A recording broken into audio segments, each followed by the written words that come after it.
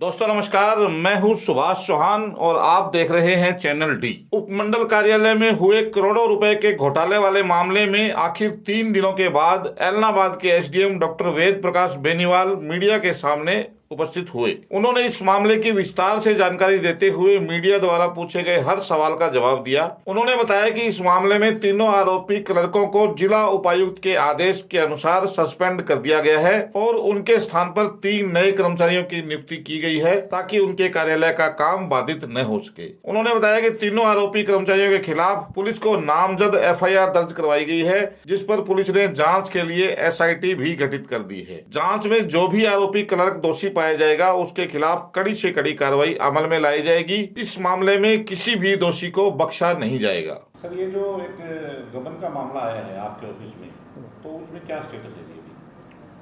मैं आप सभी को अवगत करवाना चाहता हूं कि मैं रैंडम चेकिंग किया गया और मेरी रैंडम चेकिंग के दौरान पाया गया कि कुछ चालान जो यहां से जारी हो चुके हैं लेकिन ट्रेजरी से वेरीफाई में उनका मिलान नहीं हो पाया। तो फिर मुझे ये संदेह हुआ कि ये एक चालान है तो बाकी चालानों की भी जांच करवाई जाए। फिर पूरे 1 साल की 1 अप्रैल 2022 से 20 अप्रैल 23 तक के सभी चालानों को वेरीफाई करवाया गया और उसमें फिर ये आया कि कुछ चालान तो जमा थे लेकिन बहुत सारे चालान जमा नहीं पाए गए ट्रेजरी में। तो उसमें फिर वो एक टेंटेटिव रिपोर्ट बनाई गई मिलान करने के बाद कि कुल राशि वाहन पंजीकरण की और ड्राइविंग लाइसेंस की इतनी बनती है। तो वो कुल राशि लगभग 2 करोड़ 32 लाख के आसपास बनी है 1 अप्रैल 22 से और 20 अप्रैल 2023 तक की।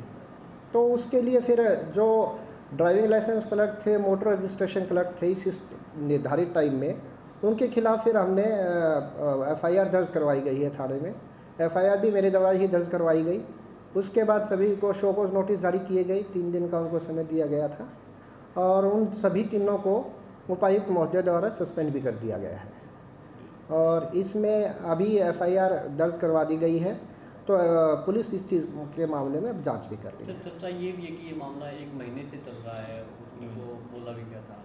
नहीं, ये मामला मैं 18 अप्रैल के आसपास में रैंडम चेकिंग कर रहा था तो उसमें मेरे संज्ञान में ये मामला आया कि ये वेरीफाई नहीं हुआ। तो उसके बाद फिर कमेटी कॉन्स्टिट्यूट करके इसमें 3 से 4 दिन में जांच करवाए गए पूरे 1 साल के और ये राशि अनुमानित है। अभी ऑडिट के लिए भी मैंने रिक्वेस्ट कर दिया है कि इसका ऑडिट किया जाए। तो ऑडिट के बाद देखते हैं ये राशि फाइनल अमाउंट कितना बनता है इसका। सर, 1 अप्रैल 2022 से पहले का भी रिपोर्ट तो जांच करने का विषय बनता है जिस हिसाब से वो मैंने वही है, मैंने रिक्वेस्ट किया है कि ऑडिट करवाया जाए पिछले ऑडिट टू ऑडिट। हाँ, सब्जेक्ट टू ऑडिट है। ऑडिट के बाद ही वो होगा कि फाइनल इतना बनता है। सर, वैसे प्रोसेस क्या रहता है जी? जो हम एक आम आदमी आता है वो किसी सर्विस के लिए यहाँ पे पैसे देता है, तो उसके बाद भी क्या इसका प्रोसेस रहता है जी? वो आम आदमी अगर ऑनलाइन पेमेंट करता है तो ऑनलाइन कर लेता है, अगर ऑफलाइन में वो कैश देता है तो डेली का डेली कैश जो ड्राइविंग लाइसेंस क्लर्क और मोटर रजिस्ट्रेशन व्हीकल क्लर्क जो है वो उसको कलेक्ट करवा के उनको बैंक में जमा करवाना। सर, एक सरकार की एक वेबसाइट होती है जिसकी यूज़र आईडी पासवर्ड एसडीएम मतलब जो अथॉरिटी उसके पास होती है और वो डेली के डेली उनके मोबाइल या कंप्यूटर के स्क्रीन पे दिखाता है कि ये पेंडिंग है, ये सक्सेसफुल है चालान। नहीं, तो वो क्या 1.5 साल के अंदर वो देखा नहीं गया? नहीं, ऐसा नहीं है। मैं ये बताता हूँ कि चालान बैंक से इन्होंने वो मोहर लगवा के अपने कैश बुक में जमा करवा दिया गया था। इसमें अपने सुप्रीडेंट की सुपरविजन की मैंने ड्यूटी भी लगा रखी थी। तो ये मामला मेरे ही संज्ञान में आया तो इसके ऊपर फिर तुरंत त्वरित कार्रवाई भी की गई। सवाल ये था कि वो स्क्रीन पे दिखाता ही है लेकिन क्या देखा नहीं गया, क्योंकि वो अथॉरिटी के पास दिखाता है कि ये सक्सेसफुल हो गया, ये पेंडिंग है। नहीं, ऐसा कोई डैशबोर्ड के ऊपर नहीं दिखाता है। ये डैशबोर्ड के ऊपर इस तरह की कोई इन्फॉर्मेशन वाहन सॉफ्टवेयर के ऊपर ऐसा नहीं है। वो तो कलेक्शन की रिपोर्ट दिखाता है। वेरिफिकेशन फ्रॉम द ट्रेजरी की वो रिपोर्ट वाहन सॉफ्टवेयर के ऊपर अवेलेबल नहीं हो पाती। सर, इसमें ये भी एक बात सामने आ रही है कि कोई थर्ड पार्टी भी थी, कोई तीसरा आदमी भी था इन्वॉल्व इसमें। वो सब्जेक्ट टू इन्वेस्टिगेशन है, वो पुलिस इस मामले की जांच कर रही है। कि अगर मान लो कोई ऐसा आदमी यहाँ उसमें घूम रहा है, लगातार रोजाना ही आ रहा है, वो गलत है। कोई भी प्राइवेट आदमी ऑफिस में अगर ये घूम रहा है तो जो संबंधित क्लर्क हैं, संबंधित स्टाफ है, उनको मेरी नॉलेज में लेके आना चाहिए था जी। तो अभी सर तीनों सस्पेंड है, उनकी जगह तीनों सस्पेंड हैं। किसी और को डिप्यूट किया गया। उनकी जगह से 2 नए कर्मचारियों की ड्यूटी लगी है। सर पब्लिक जो है वो कैसे इसको लेकर क्लेरिफाई हो कि मेरा चालान भरा गया है या नहीं, पब्लिक का पैसा है, पब्लिक को तो जो उनको सर्विसेज के लिए उन्होंने जो भी अमाउंट दिया था, पब्लिक को वो सर्विसेज डिलीवर हो चुकी हैं। नेक्स्ट अगर मान लो ऐसा कुछ होता है नहीं, पब्लिक को तो अपने पब्लिक को तो अगर वो आरसी के लिए आता है तो उनको आरसी मिल जाती है, ड्राइविंग लाइसेंस के लिए आता है उनको ड्राइविंग लाइसेंस मिल जाता है। दैट इज़ द कंफर्मेशन कि जिस सर्विस के लिए उन्होंने अप्लाई किया था वो सर्विसेज उनको मिल चुकी हैं। कि बैंक की फर्जी मोहर की बात सामने आई नहीं, वो तो पैसा जमा नहीं हो पाया कैश। पब्लिक को जहाँ तक सर्विसेज मिलने का सवाल है, पब्लिक को तो सर्विसेज दी गई है। पब्लिक ने जिस सर्विसेज के लिए आपने पेमेंट की है वो सभी सर्विसेज पब्लिक को डिलीवर की जा चुकी हैं। ये चालान जो ड्राइविंग लाइसेंस है, आरसी है, इसके अलावा बहुत सारे ऐसे काम होते हैं, पब्लिक इसको लेकर अविश्वास भी जता रही है सरकारी दफ्तर। नहीं, पब्लिक का तो जो भी सर्विसेज के लिए अप्लाई करता है, मैं वही कह रहा हूँ, पब्लिक जिन सर्विसेज के लिए अप्लाई करती है वो सारी फैसिलिटी और सारी सर्विसेज पब्लिक को डिलीवर हो चुकी है।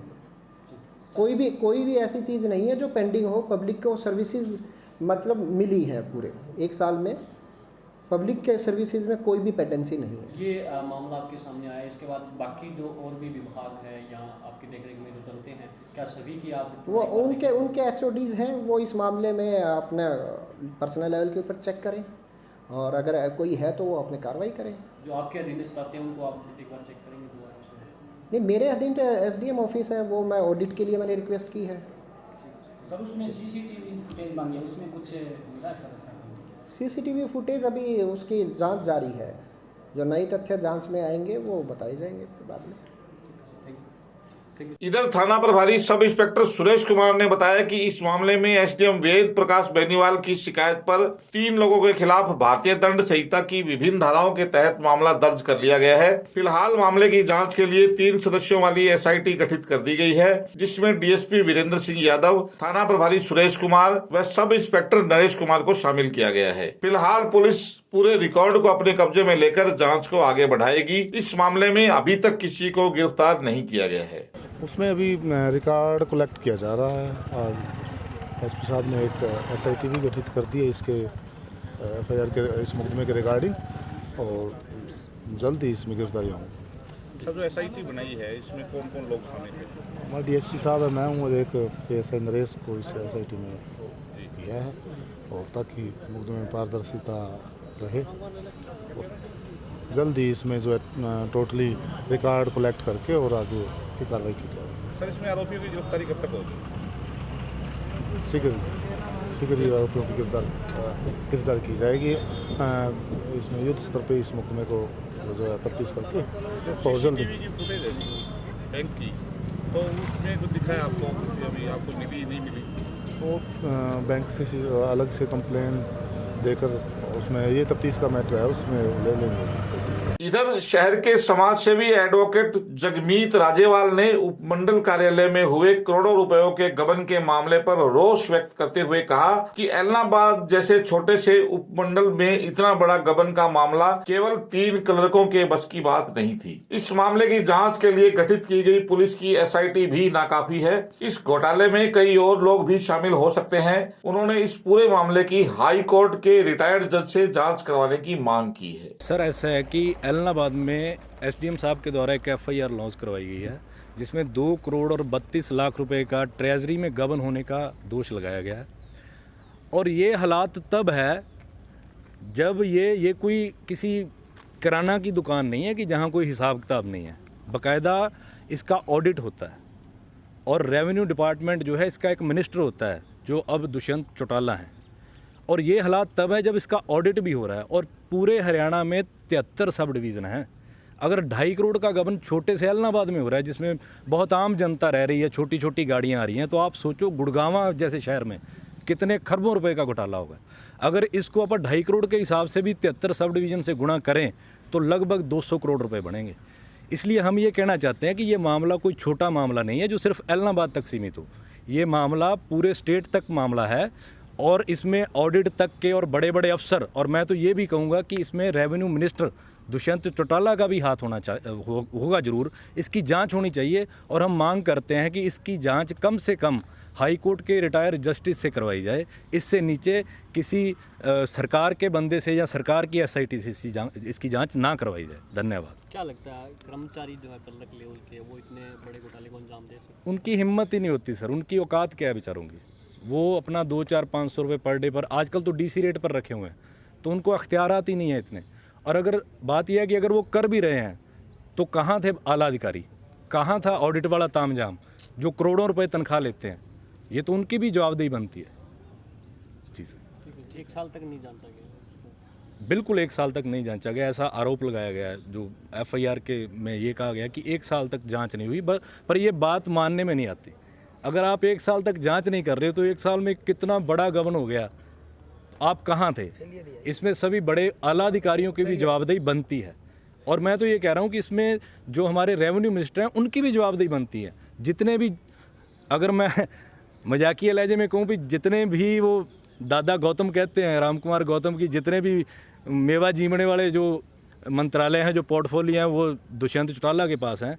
तो उसका एक ज्वलंत उदाहरण है कि अगर 2.5 करोड़ का एलनाबाद छोटी सी सब डिवीज़न में घोटाला हो गया तो आप सोच सकते हो 73 सब डिवीज़न है, 73, और बाकी सब डिवीज़न तो बड़ी अमीर सब डिवीज़न है, जैसे गुड़गांव हो गया, पंचकूला हो गया।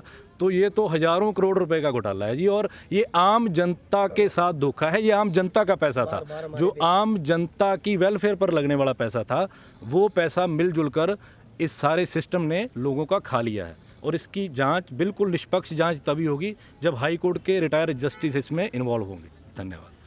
दोस्तों, आपको बता दें कि एलनाबाद के उपमंडल कार्यालय में कार्यरत 3 क्लर्कों जितेंद्र, कुलदीप मोटसरा व विक्रमदीप की ड्यूटी ड्राइविंग लाइसेंस व वाहन पंजीकरण शीट पर लगाई गई थी। आरोप है कि उक्त क्लर्क आमजन से फीस वसूलते रहे, विभागीय रिकॉर्ड में बैंक में जमा हुई राशि की रसीद भी लगाते रहे, लेकिन यह राशि बैंक व खजाना कार्यालय के खाते में जमा ही नहीं हुई। एलनाबाद के SDM वेद बेनीवाल ने औचक निरीक्षण किया तो बैंक में जमा राशि की वेरिफिकेशन नहीं पाई गई। गत 1 साल का रिकॉर्ड जांचने पर करीब 2 करोड़ 32 लाख रुपए के गबन की बात सामने आई है। संबंधित बैंक ने SDM कार्यालय के रिकॉर्ड में जमा दिखाई गई राशि से पल्ला झाड़ते हुए जमा रसीद पर लगाई गई मोहर को भी फर्जी बता दिया। SDM वेद प्रकाश बेनीवाल ने तीनों क्लर्कों के खिलाफ पुलिस को नामजद शिकायत दी, जिस पर पुलिस ने उनके खिलाफ भारतीय दंड संहिता की विभिन्न धाराओं के तहत मामला दर्ज कर लिया है।